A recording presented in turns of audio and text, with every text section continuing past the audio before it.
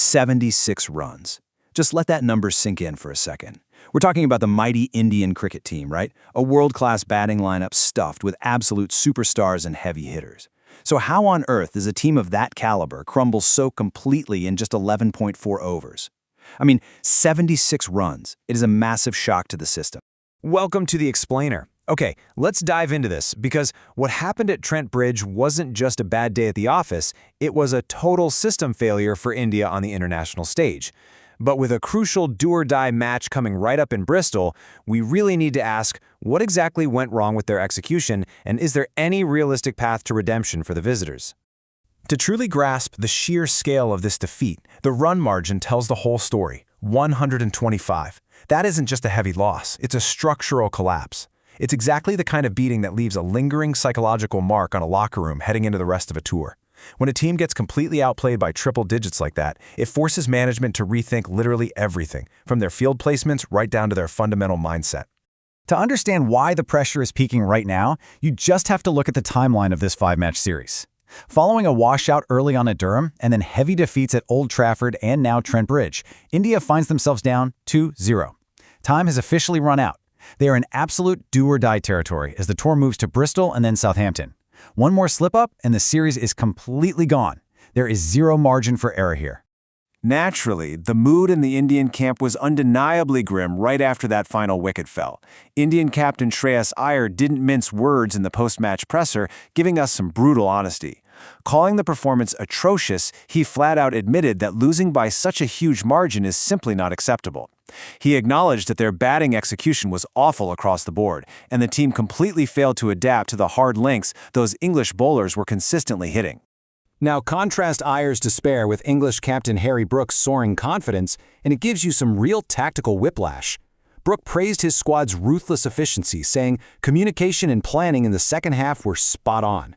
It's a fascinating look at two completely different mental states, isn't it? You've got total confusion and a lack of execution in one dressing room versus absolute clarity, precision, and swagger in the other. So, where exactly did India go wrong? First, we have to analyze a bowling attack that was under relentless siege right from the opening overs. The struggles were just compounding across the board for India. Spinner Ravi Bishnoi actually had to be dropped entirely for this match after giving up a massive 29-run over with 3 no-balls in the previous game. But the mainstays didn't step up in his absence either. Axar Patel got hammered, ending up with a 12.25 economy rate, the highest among India's regular bowlers, and Arshdeep Singh, who is normally so reliable in crunch situations, bled a hefty 40 runs during his spell. But what's really wild is the batting response. 5 wickets lost for just 52 runs. India's top order simply evaporated inside the first 5 overs. You know, when you lose half your side that early, you're essentially guaranteeing that a massive chase of 201 never even gets off the ground. There was no foundation built, no partnerships established to weather the storm.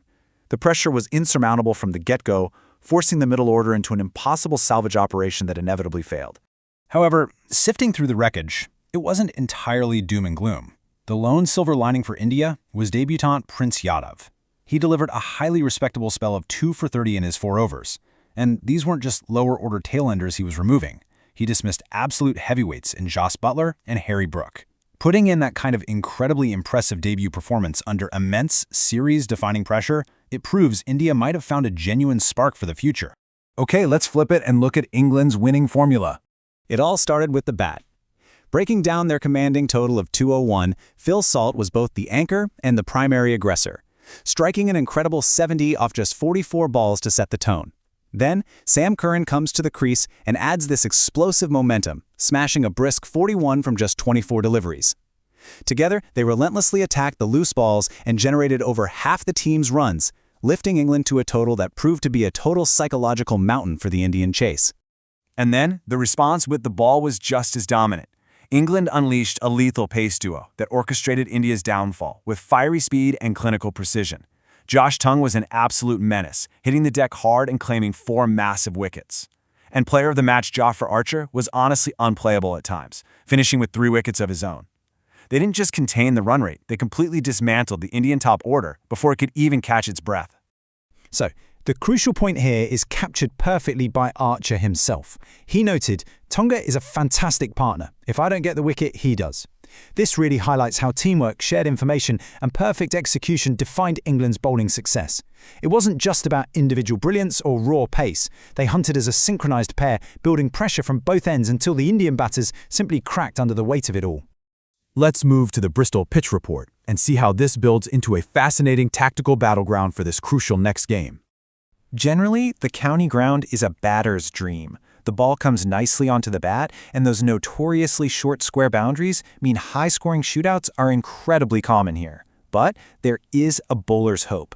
Fast bowlers can consistently find early swing with the new ball on this track, so whoever capitalizes on those first few swinging overs, whether attacking or defending, is likely going to dictate the entire rhythm of the match. And importantly, the weather forecast is locked in perfectly, 32 degrees Celsius, mostly sunny, and 0 rain in sight. Unlike that frustrating washout we saw earlier in the tour at Durham, the conditions in Bristol are looking absolutely pristine. What you should take away from this is that this high-stakes match will go ahead completely uninterrupted. No rain delays, no revised targets, no mathematical confusion, just pure, unadulterated cricket to decide the fate of the series. Now for the crucial fourth match preview. And this brilliantly illustrates why you can never ever count the Indian team out, despite suffering a 76-run collapse. Looking at the long-term pedigree across 33 T20 matches played between these two nations, India actually holds the head-to-head advantage, with 18 wins compared to England's 14. The historical dominance and the proven capability to bounce back and win on foreign soil are absolutely there. They know how to win against this specific opposition. Looking at India's predicted 11 for that massive Bristol clash, they are bringing a dynamic mix of experience and youth to try and force a major turnaround.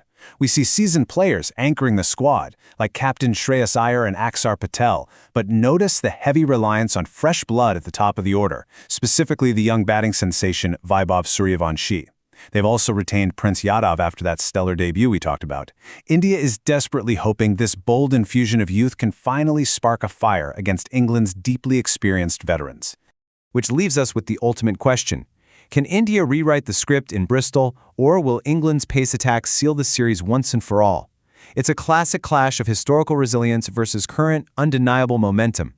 Thank you for joining me for this explainer. Keep these matchups and conditions in mind as you watch the game, and I'll see you next time.